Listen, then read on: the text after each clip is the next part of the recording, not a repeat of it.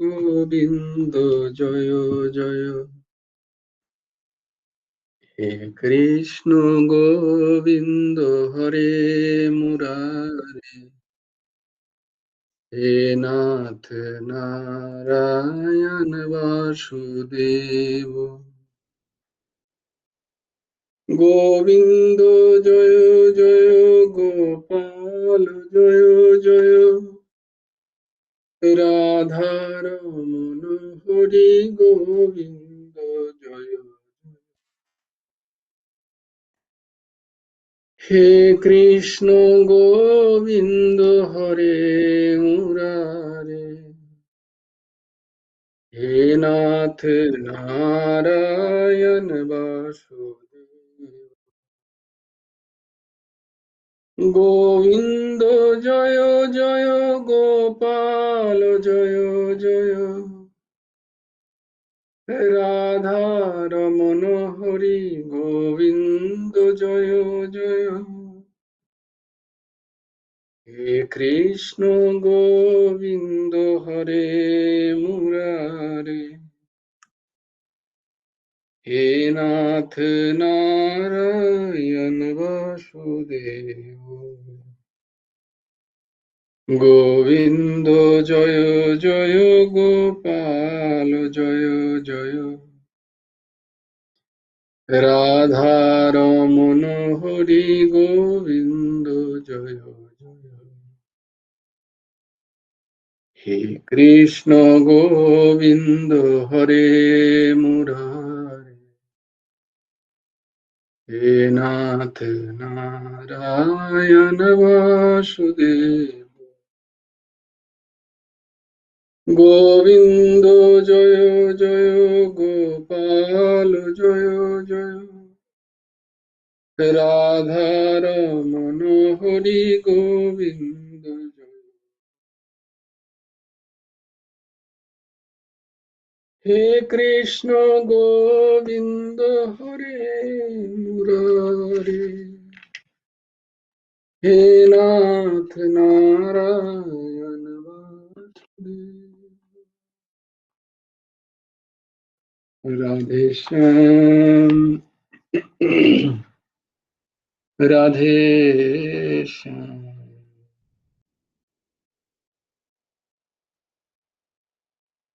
শ্যাম শ্যাম, রাধে রাধে, রাধে কৃষ্ণ, রাধে কৃষ্ণ, কৃষ্ণ কৃষ্ণ, রাধে রাধে, রাধে শ্যাম, রাধে শ্যাম, শ্যাম শ্যাম, রাধে রাধে, রাধে কৃষ্ণ, রাধে কৃষ্ণ, কৃষ্ণ কৃষ্ণ, রাধে রাধে, রাধে শ্যাম, রাধে শ্যাম, শ্যাম শ্যাম, রাধে রাধে, রাধে কৃষ্ণ, রাধে কৃষ্ণ, কৃষ্ণ কৃষ্ণ, রাধে রাধে। গুরুর্ব্রহ্মা গুরুর্বিষ্ণু গুরুর্দেবো মহেশ্বর। गुरुर्साक्षात् परब्रह्म तस्मै श्री गुरवे नमः।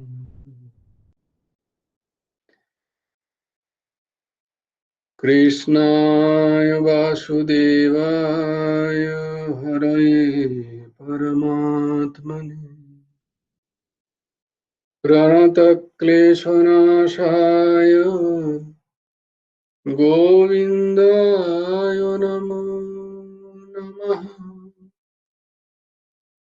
कृष्णाय वासुदेवाय देवकी नन्दनाय च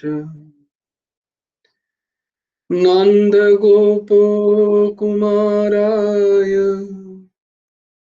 गोविन्दाय नमो नमः। वसुदेवं सुतं देवं कंसचाणूरमर्दनं देवकी परमानन्दं कृष्णं वन्दे जगद्गुरु।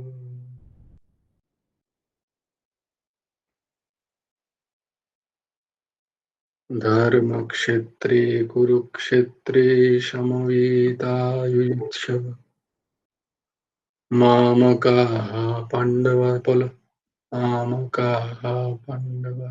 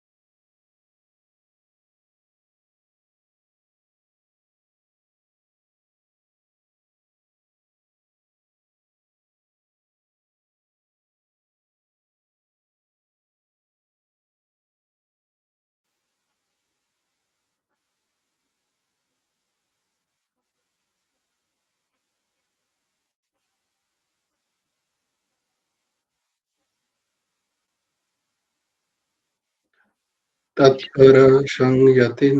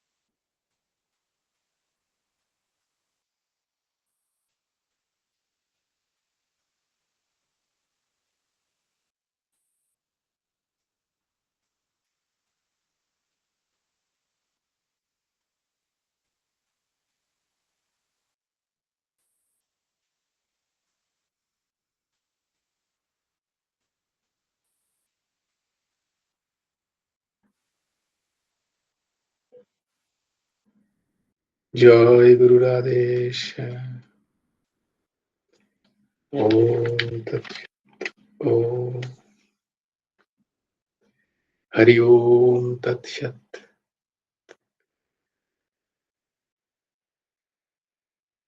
গুরু ভগবান বলেছেন যে শেষে যদি হরি ওম তৎসৎ বলা হয়, ওম তৎসৎ বললে সব ভুল ত্রুটি ক্ষমা হয়ে যাবে। এবার ওমের তো উচ্চারণ করি কি করে সবাই, এই জন্য জয় গুরু রাধেশ্যাম। গুরুদেব তুমি দায়িত্ব নাও।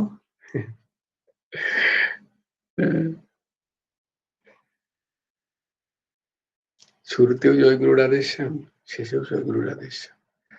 আচ্ছা, তোমাদের মধ্যে যখন কথা বলবে, যে চেষ্টা করো তো সবার মধ্যেই যেন হয়ে যায় প্রথমে এবং শেষে কোট আনকোট, প্রথমে জয় গুরু রাধেশ্যাম দিয়ে শুরু করো, তারপরে যখন বক্তব্য শেষ হয়ে যাবে ফোনে বা সাক্ষাতেও যদি হয় খুব ভালো হয়, জয় গুরু রাধেশ্যাম দিয়ে শুরু হলো, শেষেও জয় গুরু রাধেশ্যাম দিয়ে শেষ হলো। অদ্ভুত, খুব সুন্দর, খুব সুন্দর মা, অপূর্ব, দারুণ হয়েছে।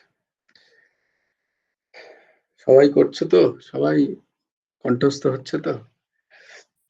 জয় গুরু রাধেশ্যাম। হুম বলছি যে এই যে তুমি বললে না যে প্রথমে আর শেষে বলা, তো হুম আমি দেখছি কি বলতো, এই যে আমি এটা অনেকটা চেষ্টা করি, বেশিরভাগ সময় বলি। হুম এবার যেমন কাউকে কাউকে যারা হয়তো মানে অনেকদিন ফোন করে না, করেছে, আমি হুম জয় গুরু রাধেশ্যাম বলছি, তারা কিন্তু জয় গুরু রাধেশ্যাম বলছে না, কিন্তু তারা তখন আমি দেখছি অনেকে তার ঈশ্বরের নাম বলছে, মানে বাহ জয় রাধা মাধব। হ্যাঁ, বাহ আমি বাহ। বলছি বাহ। হ্যাঁ, তারা কিন্তু বলছে জয় রাধা মাধব, দেখো মানে তাদের ইষ্টটা মোটামুটি বলছে, দেখছে আচ্ছা জয় গুরু রাধেশ্যাম বলছে। হ্যাঁ আমি দেখছি তারা বলছে জয়, মানে আজকে আমার একটা কাকুর সাথে কথা হচ্ছিল, হ্যাঁ আমার আমার মানে আমার বাপের বাড়ি আর কি। তো হ্যাঁ হ্যাঁ, আমাদের ওখানে ইষ্ট রাধারানী মদন গোপাল। তো হুম আমি বলছি জয় গুরু রাধেশ্যাম। হুম। কাকু কিন্তু শোনা, প্রথমে বললো তারপর আমি বললাম জয় গুরু রাধেশ্যাম। তখন বলছি যে তখন বলছি জয় রাধা মাধব। আমি বলছি বাহ। বাহ বাহ বাহ বাহ। তো দেখো, এই এটা মানে হচ্ছে একটা একটা ওটা কি বলে, একটা স্থিতির পরিবর্তন হয়ে যাচ্ছে, দেখো, তাই না? সে যে ভাব নিয়ে কথা বলতে যাচ্ছিল, সে এক্সপেক্ট করেনি যে এরকম একটা স্পিরিচুয়াল ভাব আসবে। সবই তো প্রাকৃত চলছে, তো এটা একটা প্যারাডাইম শিফটের মতো হয়ে যাচ্ছে আমাদের। প্যারাডাইম শিফট, ওই কথাটা মনে করতে পারছিলাম। এটা দারুণ, এরকম সুন্দর একটা ভাব।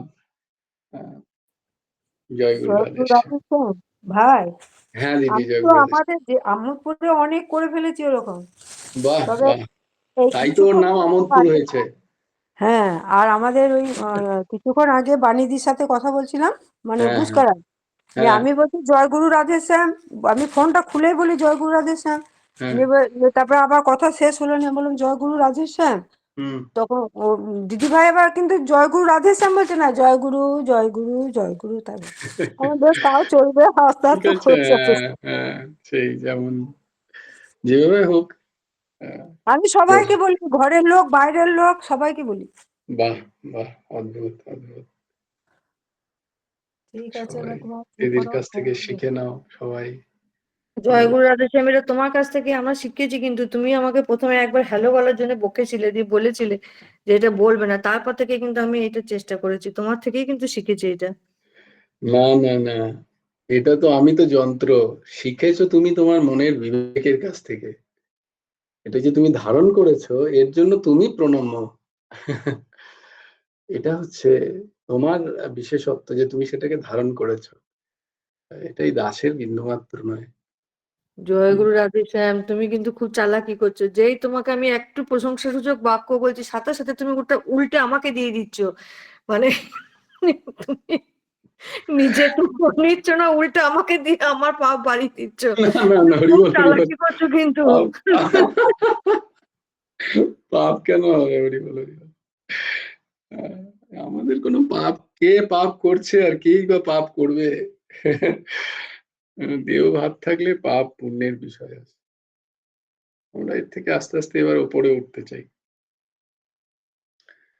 তো আজকে আমাদের পরমারাধ্য গুরু ভগবানের রচিত গুরুমুখে গীতা উপদেশ গ্রন্থের আজকে অন্তিম অনুচ্ছেদ।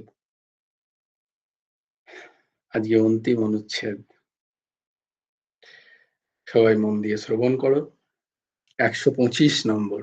আচ্ছা, তোমরা কি জানো যে শ্রীকৃষ্ণ এই ধরাধামে অবতীর্ণ হয়েছিলেন, তিনি যখন প্রবাসে গিয়ে শরীর ছাড়ছেন তখন তার বয়স 125 বছর। তো তারও এই ধরাধামের আয়ু ছিল 125। তাই হয়তো ঠাকুর এখানে 125-এ গুরুমুখী গীতা উপদেশটাকে নিয়ে হঠাৎ এই আগে কখনো মনে পড়েনি, আজকে মনে পড়লো তোমাদের বলতে। এটা তাহলে তো বলো, তোমরা যে এই যে দিদি তুমি এই দাসের এই যন্ত্রের প্রশংসা করছো, এটা তো হয়নি, এটা তোমাদের সান্নিধ্যে এই দাসের উদ্ধার হচ্ছে, নাহলে এই ভাব কি করে আসবে? এই ভাব আসে সামনের জনের যদি সেই উচ্চতা থাকে। তো তোমাদের কৃপায় বেশ। সর্বভাবে শ্রী হরির শরণাগতি ও অনুক্ষণ তাহার চিন্তা। সর্বভাবে শ্রী হরির শরণাগতি ও অনুক্ষণ তাহার চিন্তা। জীবগণ ঈশ্বর পরতন্ত্র, ভগবান বলছেন। আমরা কখনোই স্বতন্ত্র নই। আমরা কখনোই স্বতন্ত্র কোনোভাবেই নই। প্রাকৃত দিক থেকে স্বাধীনতা কথাটা আছে, ঠিক আছে, ভালো হয়, কিন্তু বস্তুত আমরা পরতন্ত্রই। আধ্যাত্মিক এটা কি 18 অধ্যায়ের অন্তিম, তাই জন্য সেইভাবে ভাবো। তো জীবগণ ঈশ্বর পরতন্ত্র।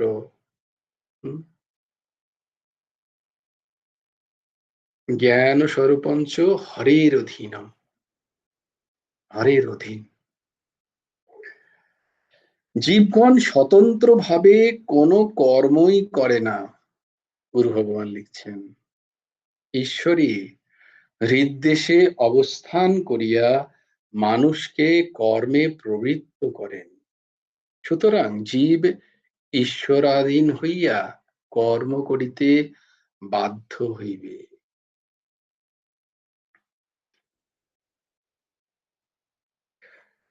সর্বান্তকরণে সেই অন্তর্যামী ঈশ্বরকেই আশ্রয় রূপে গ্রহণ করা কর্তব্য। তাহার অনুগ্রহে পরম শান্তি এবং নিত্য পদ লাভ হইবে। তমেব শরণং গচ্ছ সর্বভাবেন ভারত, তৎপ্রসাদাৎ পরাম শান্তিম স্থানম প্রাপ্স্যসি শাশ্বতম। বলে শাশ্বত শান্তি যদি পেতে চাও, তাহলে শরণাগতি ছাড়া আর কোনো উপায় নেই। তাছাড়া আর বাকি যা যা উপায়, বাকি যা যাই আমরা করি না কেন, তা আমাকে ক্ষণিক একটা সুখ হয়তো দিতে পারে, ক্ষণিক একটা স্বস্তি দিতে পারে, কিন্তু শান্তিও হয়তো তথাকথিত হয়তো খানিকক্ষণের জন্য শান্ত হলো মন, কিন্তু সেটা শাশ্বত হবে না, সেটা চিরস্থায়ী হবে না। তাই চিরস্থায়ী শান্তির যদি অধিকারী হতে হয়, চিরস্থায়ী শান্তিকে যদি পেতে হয়, তাহলে গীতা বলছেন, ভগবান শ্রীকৃষ্ণ বলছেন, এবং তৎপরই পরমারাধ্য গুরুদেব সেই জায়গাটাকে তুলে ধরছেন। কেন না, আমাদের সমস্ত কর্মচেষ্টার একটাই কারণ হচ্ছে শান্তি প্রাপ্তি। এই জন্য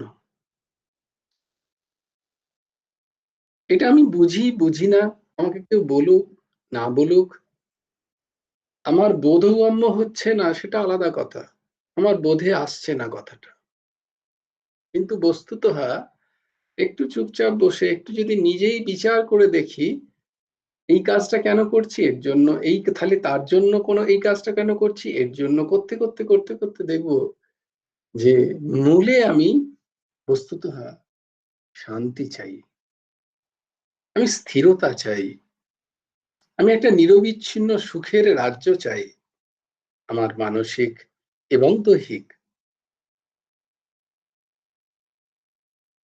তাই এই শাশ্বত শান্তির বিধান দিচ্ছেন গীতার মোক্ষ যোগের 18 নম্বর অধ্যায়ের 62 নম্বর শ্লোক, যেটাকে আমরা কণ্ঠস্থ করছি।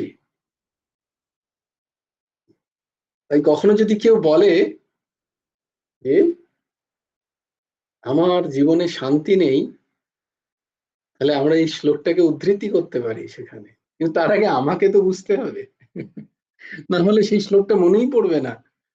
তাই তো আপু, শান্তি সত্যি খুব কঠিন। বলি, তুমি কি শাশ্বত শান্তি চাও? তাহলে নান্য পন্থায় পন্থা বিদ্যাতে নাই, আর কোনো পন্থা নেই। খুব তাড়াতাড়ি, যতটা তাড়াতাড়ি সম্ভব জীবন কতটা গেছে সেটা দেখো না, এই ক্ষণভঙ্গুর শরীরের কতটা আয়ু হলো এটা দেখো না, কতটা আছে তারও তার তো আমরা জানিই না, কেউ জানি না।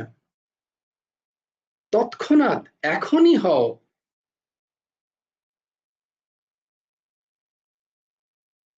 এখনই হও, চেষ্টা করো এখনই হতে শরণাগত, ভগবানের শরণ, শ্রীকৃষ্ণের শরণ নাও, গুরুদেবের শ্রীচরণে শরণ নাও। সর্বধর্ম পরিত্যাগ করে, অর্থাৎ ঈশ্বর ভক্তি দ্বারাই সমুদয় সম্পাদিত হইবে, এইরূপ দৃঢ় বিশ্বাসে বিধি নিষেধের বশীভূত না হয়ে একমাত্র ঈশ্বরের শরণাপন্ন হওয়াই উচিত। তাহলে কর্মত্যাগ জন্য পাপ থেকে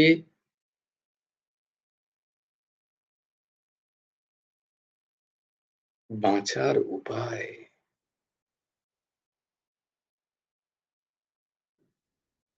কর্মত্যাগ আমাদের অনেক সময় হয়ে যায়, কিন্তু কর্তব্য কর্ম, আশু কর্ম, যেটা প্রয়োজন করার, সেটা যদি আমি না করি, তাহলে আমাকে তার প্রত্যব্যয় ভোগ করতে হবে, আমাকে তার বিপরীত ফল ভোগ করতে হয়। কিন্তু যদি এক সেই পরমাত্মা, পরব্রহ্ম, শ্রীকৃষ্ণ, সদ্গুরুর পূর্ণ শরণাগতিকে স্বীকার করে নিই, তাহলে কর্মত্যাগের জন্য যে পাপ,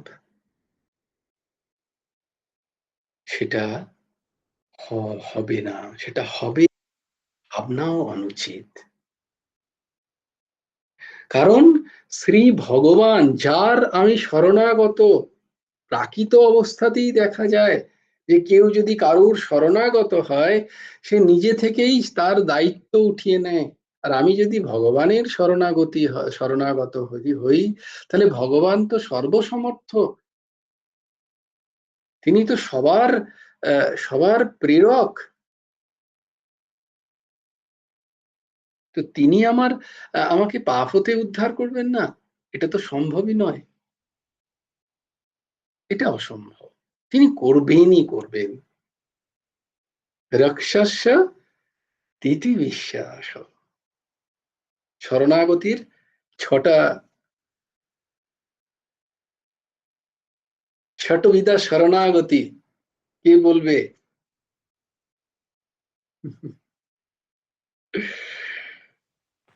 খোঁজো খোঁজো, জয় গুরু রাধেশ্যাম।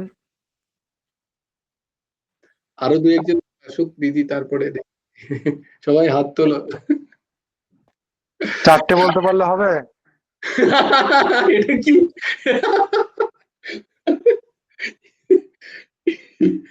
এটা কি সবজির ইয়েতে বাজারে বলে চারটে দিলে হবে?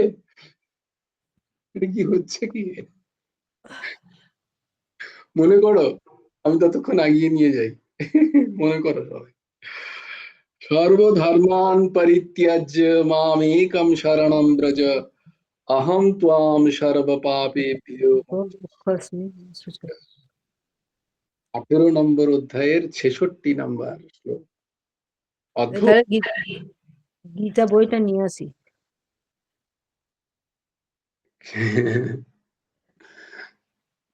অদ্ভুত।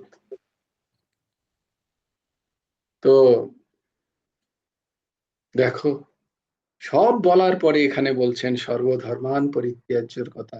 একটা দারুণ কোট পড়লাম স্বামী বিবেকানন্দর, যে মোক্ষ মানে, মুক্তির পথে হাঁটা মানে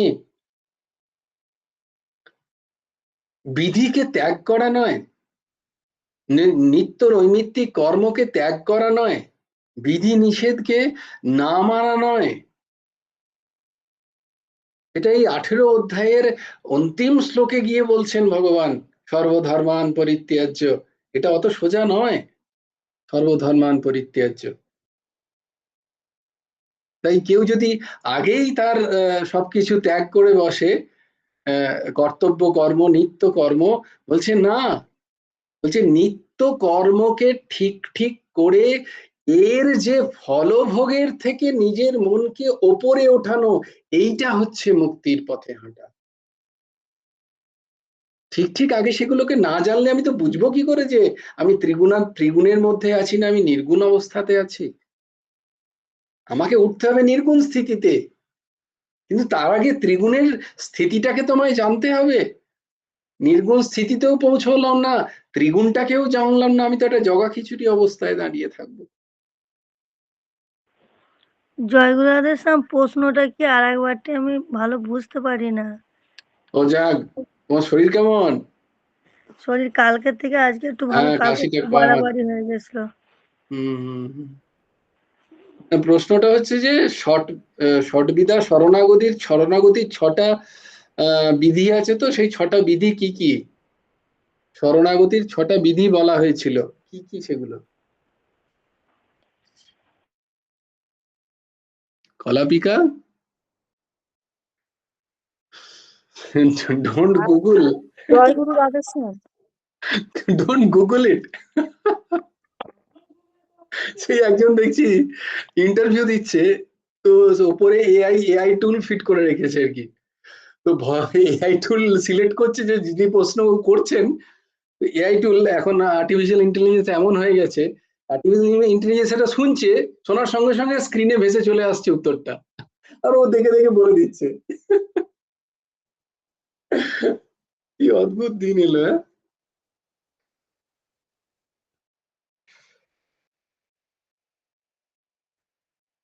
ঈশ্বর সকল প্রাণীর হৃদয়ে অবস্থান করছেন, সে কারণ সর্বপ্রকারে তাহারই শরণাপন্ন হওয়া উচিত। আশ্রম ধর্ম ও বর্ণ ধর্ম এবং অন্যান্য ধর্মরূপ যে সকল ধর্ম আছে, তাহা পরিত্যাগ করিয়া এক অদ্বিতীয় সর্বধর্মের অধিষ্ঠাতা ও ফলদাতা শ্রী ভগবানকেই জীবের আশ্রয় করা উচিত, যা বৈষ্ণবীয় ধর্মের মূল দর্শন। যে এক ভগবান, যা ভাগবতীয় ধর্মের মূল। হ্যাঁ, বাকি সমস্ত ধর্মের প্রতি, যে সমস্ত ধর্মের কথা, ধর্ম মানে যে সমস্ত প্রথার কথা, যা বেদবিহিত, সেগুলো যাহা লেখা আছে, আশ্রম ধর্ম বর্ণ ধর্ম, তাদের প্রত্যেকটা বিষয়কে জানা উচিত, তার যথাযথ ব্যাখ্যা আমার মনের মধ্যে থাকা উচিত। কিন্তু যদি সেইগুলোকেই আমি পালন করতে থাকি, তাহলে সর্বোৎকৃষ্ট জায়গায় যেখানে আমার পৌঁছানোর কথা, সেখানটা পৌঁছানো যাবে না। মনুষ্য জীবনকে সার্থক করা যাবে না। তাই ভাগবতীয় ধর্ম, ভাগবত ধর্ম হচ্ছে ভগবানকে ভালোবাসা। সেখানে কোনো বর্ণ নেই, সেখানে কোনো আশ্রম নেই, সেখানে কোনো বয়সের বাঁধন নেই, সেখানে কোনো কর্মের বাঁধন নেই, সেখানে কোনো স্থিতির বাঁধন নেই। যা প্রত্যেকের হৃদয়ে বর্তমান সেই ঈশ্বর, প্রত্যেকের পরিচালক যিনি, তাকে ভালোবাসা। বলো কত সুন্দর ভাগবত ধর্ম। তাকে মনোপ্রাণ দিয়ে ভালোবাসা। সেখানে কোনো বিধি নেই, কোনো নিষেধ নেই। মা তার সন্তানকে ভালোবাসবে, কি বিধি কি নিষেধ মানবে সে? বলো বিধি নিষেধের তখন সে পরে চলে যাবে সন্তানকে প্রেমের জন্য। এমনি ভগবানকে ভালোবাসা, এটা হচ্ছে ভাগবত ধর্ম।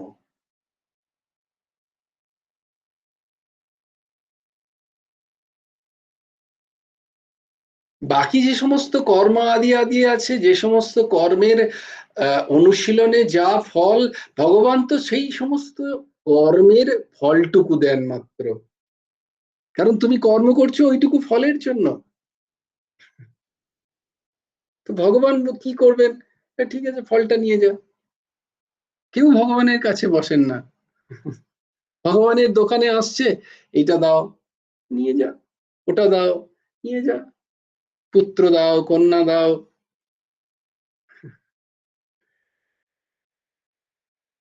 বাড়ি দাও, গাড়ি দাও,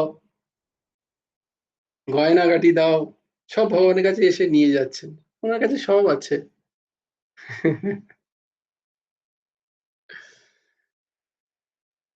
কেউ এসে বলছে না আমাকে শান্তি দাও। সবাই ভাবছে বিষয়টা আগে চেয়ে নি,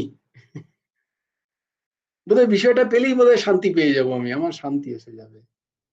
তাই ভগবানের কাছে গিয়ে বিষয় চাইছে সবাই। ভগবান ওয়েট করছে, কেউ একজন তো বলুক যার জন্য সে চাইছে সেইটা চাইছে না, মূলটাকে চাইছে না কেউ। যে চাইবে তাকে ভগবান বলছে তুই একটু আলাদা, তুই একটু বস এখানটায়। কারণ ওটা না আমার দোকানে ঠিক সাজানো নেই। জানো ভগবান শান্তি কোথায় রেখেছেন? ওটা ভগবান সবাইকে দিতে চান না, তার শ্রীচরণের তলায়। ভগবান একটা সবাইকে সব দিয়ে দিচ্ছেন, ভক্তরা আসছে, ভগবান সবাইকে সব দিচ্ছেন, কিন্তু একটা ছোট্ট বাক্স ভগবানের পায়ের নিচে ভগবান এরকম করে পা দিয়ে দাবিয়ে রেখে বসে আছেন। তো একজন ভক্ত অনেকক্ষণ ধরে দেখছিল, চতুর বলে সবাই চাইছে, ভগবান করে টাকা দিয়ে দিচ্ছেন। বলে না না, আমার ওইটি চাই। ওটাতে কি আছে প্রভু? বলে না না, এটাতে এমন একটা জিনিস আছে যেটা একবার তোকে দিয়ে দিলে তুই আর আমার কাছে আসবি না। তাই জন্য এটা আমি তখনই দেবো যখন তুই আমার কাছে এসে বসবি, আর যাবি না এখান থেকে, তখন এটা পাবি। তো আমার যদি সংসারে না যেতে চাস, যদি আমার কাছে বসতে চাস, আমি এটা দিব তোকে। কারণ এটা যদি দিয়ে তোকে সংসারে পাঠাই, তুই আর ফিরবিই না আমার কাছে।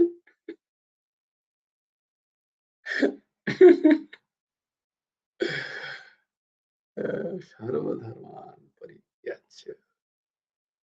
ওটা পেতে পেতে পেতে গেলে কি করতে হবে?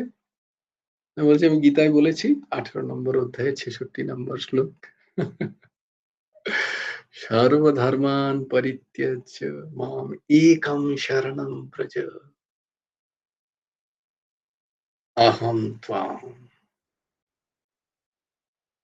ধর্ম হোক বা না হোক, শ্রী ভগবানের অনুগ্রহেই মানুষ সকল বিষয়েই কৃতার্থ হবে। এটা 18 নম্বর অধ্যায়ে বলছি, বারবার তোমাদের মনে করিয়ে দিচ্ছি। তাই এত যে ধর্মের কথা পড়ে এলাম, এত যে দয়া, দান, হিংসা, অহিংসা, শৌচ, অস্তেয়, সংযম আদি আদি সমস্ত কিছু একদিকে, ভগবান শরণাগতি একদিকে। তাই কখনো কখনো দেখা যায় কোন ভাগ্যবান জীব এই সমস্ত করার পরেও যদি সে মনে প্রাণে ওই যে অপিচেত সুদূরাচার ভজতে মাম অনন্যভাগ,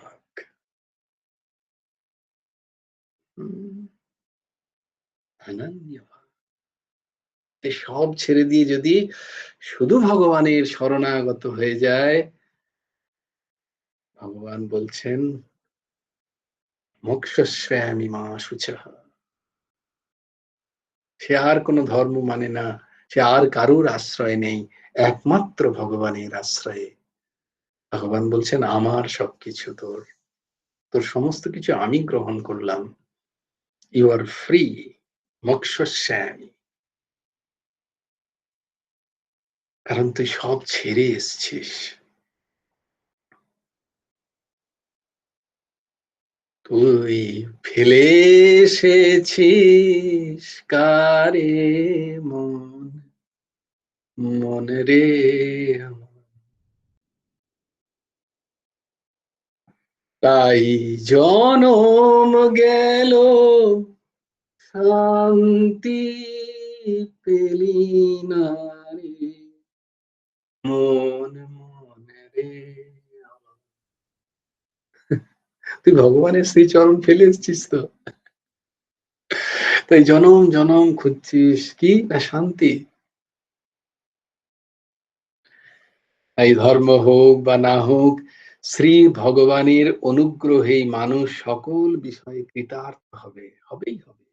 এই নিশ্চয়াত্মিকা বুদ্ধির বশবর্তী হয়ে পরমানন্দ ঘনমূর্তি অদ্বয় অনন্ত ভগবান শ্রী বাসুদেবের অনুক্ষণ ভাবনাই জীবের হিতের হেতু। জীবের হিতের হেতু একমাত্র বাসুদেবের চিন্তন। আজকে একটা দারুণ কথা শুনলাম, তোমাদের শোনাই।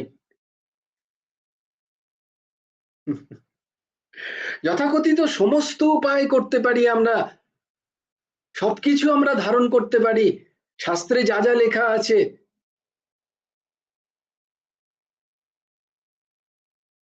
তথাকথিত কবচও ধারণ করতে পারি আমরা। বলছি কবচ ধারণ করলে বাকি বাকি যে সমস্ত কথাগুলো লেখা আছে সেগুলো তোমাকে ছুতে পারবে না ঠিকই, এরা কেউ ছুতে পারবে না তোমায়, কিন্তু তুমি তো ছুতে পারবে ওদের।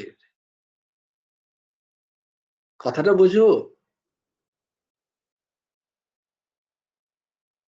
কথাটা খুব সূক্ষ্ম। আমাকে রোগ শোক জ্বালা আদি আদি আমাকে ছুতে পারবে না, 100% ঠিক, কিন্তু আমি তো ছুতে পারবো অধর্মকে, আমি তো ছুতে পারবো হিংসাকে, আমি তো ছুতে পারবো চৌর্য বৃত্তিকে। কবচ ধারণ করো, এগুলো আমি করতে পারি, সেগুলো কবচ আটকাবে না, আমি এগুলো করতে পারি। তার থেকে কি করে বাঁচবে? তার থেকে বাঁচার একমাত্র উপায় এই পরমানন্দ ঘন মূর্তি অদ্বয় অনন্ত ভগবান শ্রী বাসুদেবের অনুক্ষণ ভাবনা, এছাড়া আর কোনো উপায় নেই। যদি নিজের হিত চাও, কে চায় না, সবাই চায়। একটা একটা ছোট্ট ছোট্ট কীট পতঙ্গ থেকে হাতি পর্যন্ত, মনুষ্য অতি অতি বুদ্ধিমান প্রাণী, সেও চায়, সেও নিজের হিত চায়, সবাই নিজের হিত চায়, কিন্তু করে বসছি অহিত, কারণ আমরা জানি না আমাদের হিত কোথায়।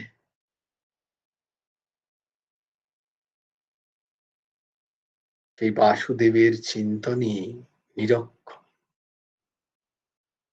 নিরন্তর অনন্ত অদ্বয় ভগবানের চিন্তন।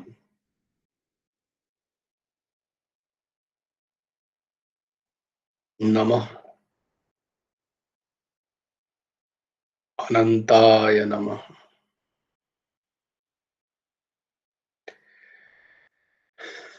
শ্রী ভগবানের শরণাপন্ন হলে জীব সমস্ত পাপ হতে মুক্ত হয়। সর্বধর্মান পরিত্যাজ্য বলাতে অধর্মকেও বুঝতে হবে, কারণ অধর্মটাও একটা ধর্ম। অধর্মটাও একটা ধর্ম। অধর্মরূপ পাপেও জীবের ভীত হওয়ার প্রয়োজন নেই। ত্যাগ করেছো মানে সব ত্যাগ করেছো, সব ভগবানকে দিয়ে দিয়েছো, আর তোমার ভয়ের কিছু নেই, অভয় হয়ে যাও। তাই ওই যে দেখো অর্ঘ্য বাবার পেছনে আছেন, বরদা ভয়, অভয় হও, আমি দায়িত্ব নিচ্ছি সবকিছু, ভয় খেও না। কারণ শ্রী ভগবানই তাকে পাপ হতে রক্ষা করেন, এবং যে ব্যক্তি ভগবানের শরণাপন্ন হয় তাহার পক্ষে পাপ পুণ্য ধর্ম অধর্ম সকলই অলীক, জগতে সকলই মিথ্যা, একমাত্র ভগবানই সত্য, সত্যম পরম ধীমহি।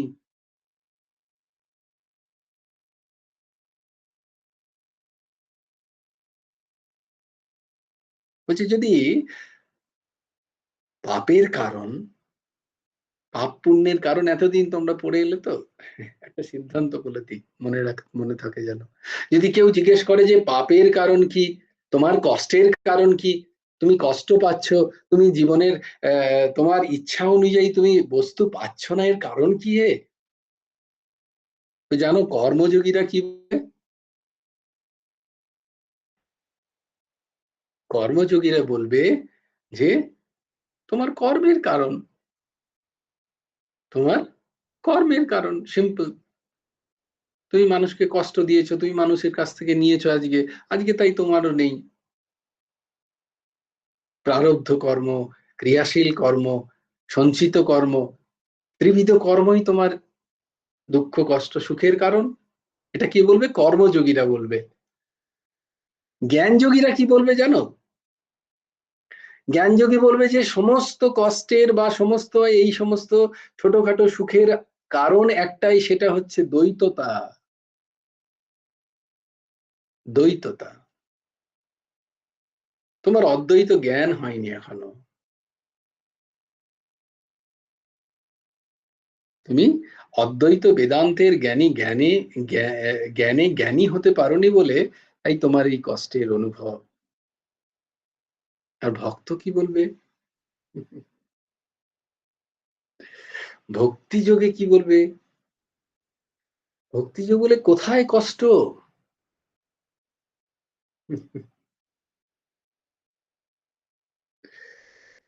এই সবই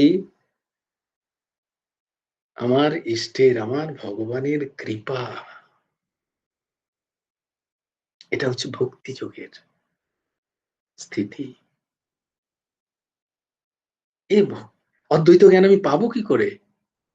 আমার সেই শুদ্ধ বক্তা নেই, আমার সেই শুদ্ধ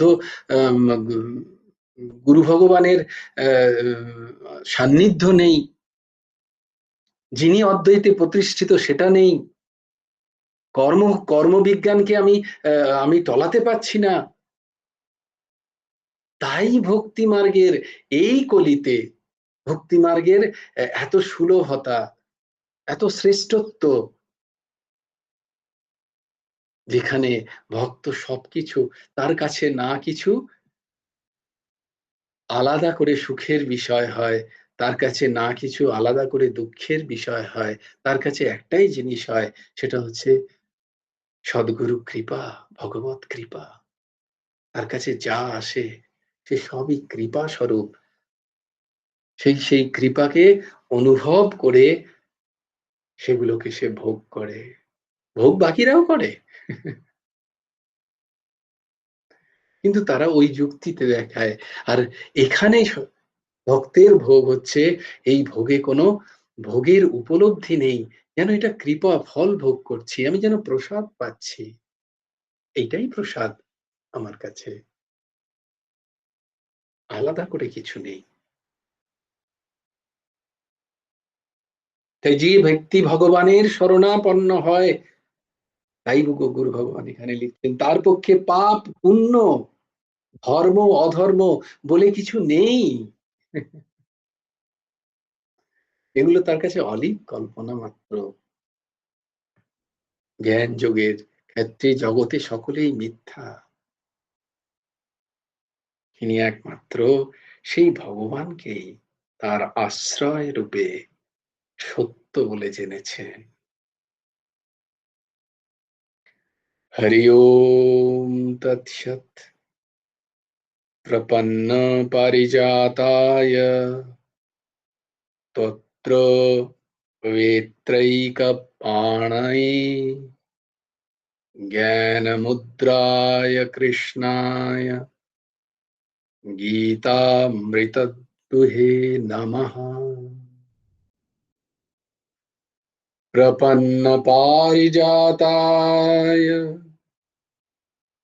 तोत्र वेत्रैकपाणये ज्ञानमुद्राय कृष्णाय गीतामृतदुहे नमः। গুরু ভগবান এই শ্লোকটার দ্বারা গুরুমুখী গীতা উপদেশ গ্রন্থের সমাপ্ত করেছেন। এই গুরু ভগবানের অশেষ অশেষ দয়া যে তিনি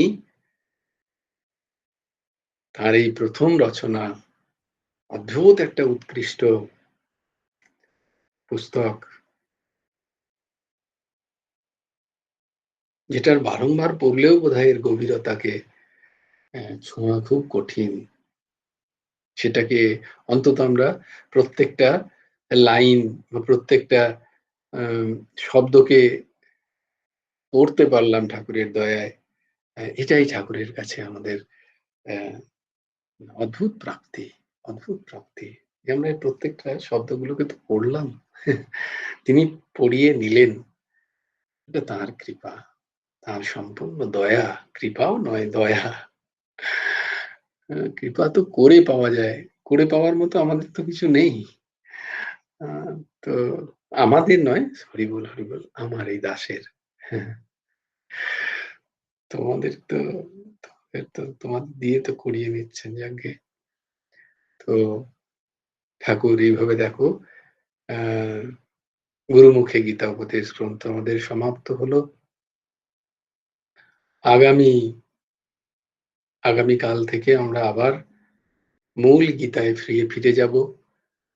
সেখানে একাদশ অধ্যায় আমরা শুরু করেছিলাম, প্রথম এবং দ্বিতীয় শ্লোক খুব সম্ভবত হয়েছিল।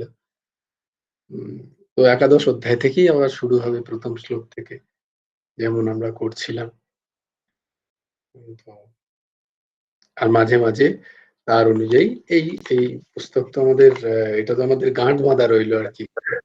তো তোমরাও চেষ্টা করবে যেখানে যেখানে যাবে, যদি সম্ভব হয় তোমাদের পক্ষে, এটা অনুরোধ, কোনো আদেশ নয়, গুরুমুখে গীতা উপদেশ এবং ভাগবতী কথা, এই দুটোকে অবশ্যই সঙ্গে, কারণ প্রত্যেকদিন একটু করে পাঠ, সাধ্যায় বলেছি না, সাধ্যায় এই দুটো থেকে অবশ্যই একটু করা।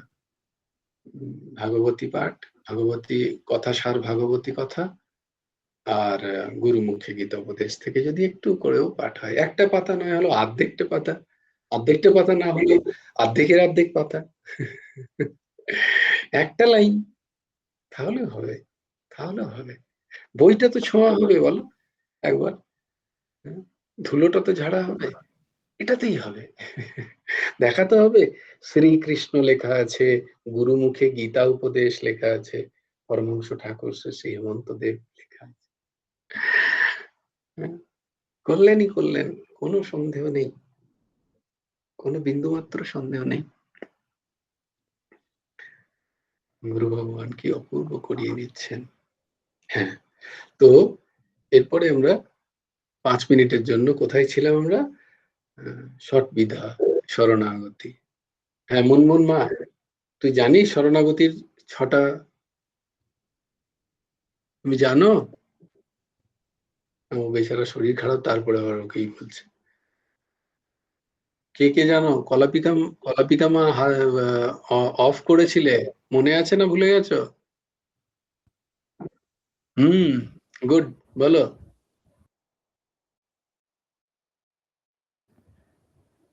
हाँ अनुकूलस्य संकल्प प्रतिकूलस्य वर्जनम বাহ। राक्षस्यति রাক্ষসরাত विश्वास ইতি বিশ্বাস। गोपत्रते वरणम आत्मनिक्षेप और कार्पण्य।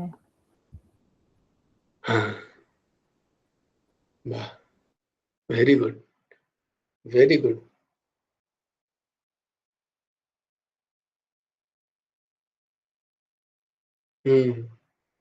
অর্ঘ্য আবার পেয়েছিলে বাকি দুটো?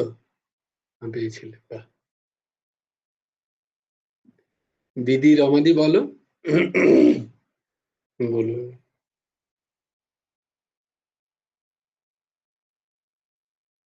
দিদি চলে গেছে,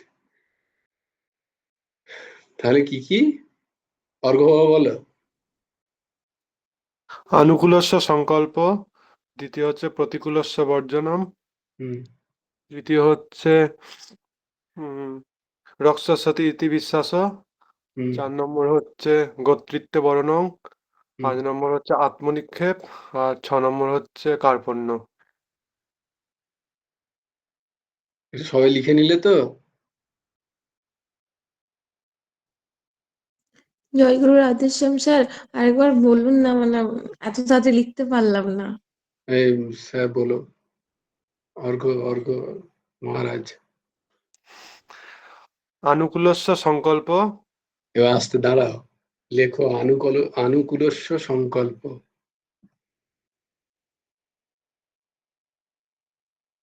হুম, তারপরে দ্বিতীয় প্রতিকূলস্য বর্জনম, প্রতিকূলস্য বর্জনম।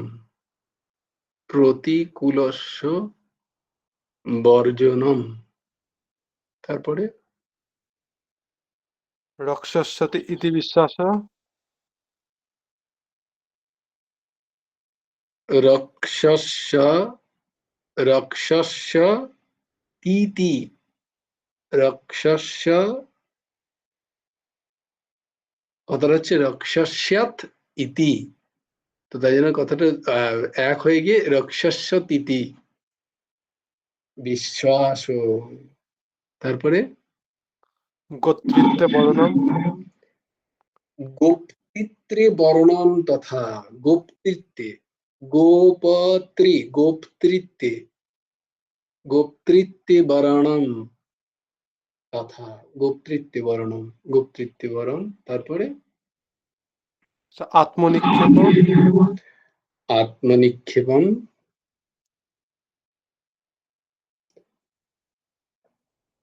আত্মনিক্ষেপম।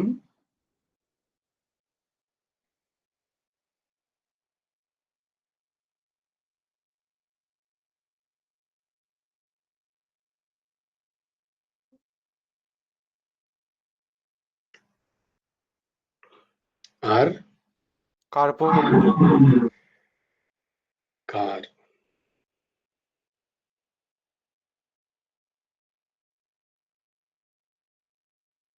ইতি ষটবিধা শরণাগতি, ইতি ষটবিধা শরণাগতি। শরণাগতির এই 6টি বিধি আছে। শরণাগত হতে গেলে আমাদের এইগুলোকে গ্রহণ করতে হবে, ঠিক আছে? এটা জিজ্ঞেস করবো মাঝে মাঝে।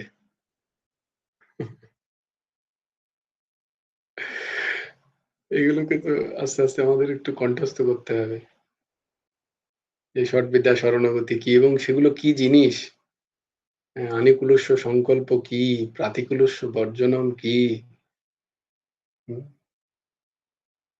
এগুলো বলতে হবে। এগুলো বলা হয়েছে তো আগে অনেকবার।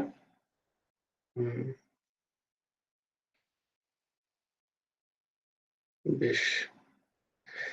जय जय श्री राधे, जय जय श्री सीताराम, हर हर महादेव।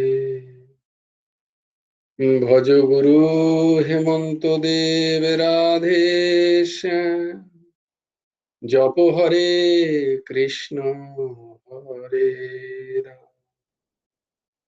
जय गुरु राधेश्याम, राधेश्याम राधेश्याम, श्याम श्याम राधे राधे, राधे कृष्ण